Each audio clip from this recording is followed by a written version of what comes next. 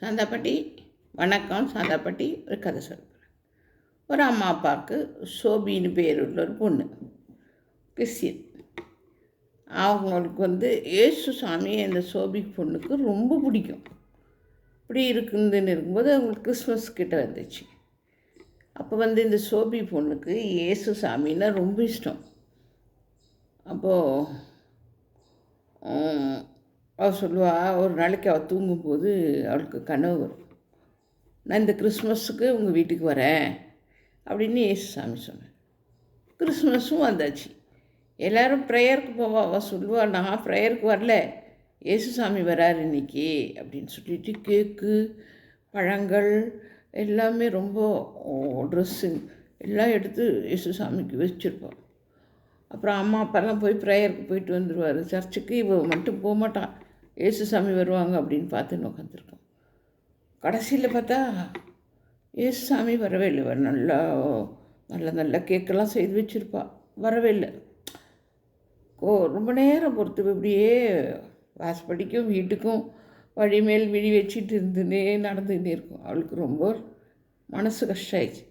அப்போ ஒரு முதியவர் வந்தார், வயசானவர். அவர் பிட்சை கேட்டார். அப்போ என்னென்னா அவங்க அம்மா அப்பாவோட பேண்ட் ஷர்ட்டு, கேக்கு, பழங்கள்லாம் கொடுத்துக்கிட்டான். திருப்பியும் போய்கிட்டே வந்துக்கிட்டே இருப்பாள். அப்போ ஒரு வயசான ஒரு மூதாட்டி, என்ன மாதிரி ஒரு மூதாட்டி வந்தாங்க.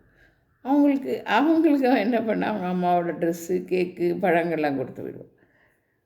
கொஞ்ச நேரம் பொறுத்து இவ்வளோ மாதிரி ஒரு பொண்ணு வருவாள், ஒரு பாப்பா வருவாள். அதுக்கு என்ன பண்ணால் இவளோட ட்ரெஸ்ஸு, அதுக்கு கேக்கு, பழங்கள்லாம் கொடுப்பா. அந்த பொண்ணுக்கு மட்டும் ஸ்பெஷலாக ஐஸ்கிரீமும் கொடுப்போம். ஆயிட்டானுப்பா எதுவுமே சாப்பிடல, உட்காந்துன்னே இருப்பாள். அப்புறம் நைட்டாக இப்போ சாயந்தரம் ஆயிடுச்சு, நைட் ஆயிடுச்சு, அப்படியே ரொம்ப லேட் ஆகிடுச்சு. அப்போ அவள் என்ன பண்ணால் அந்த வாசப்படியிலேயே ஏசு சாமி வரும்னு சொல்லிட்டு வாசப்படியிலேயே அப்படி தலை வச்சு அப்படியே உட்காந்து அழுதுகிட்டே தூங்கிடுவாள்.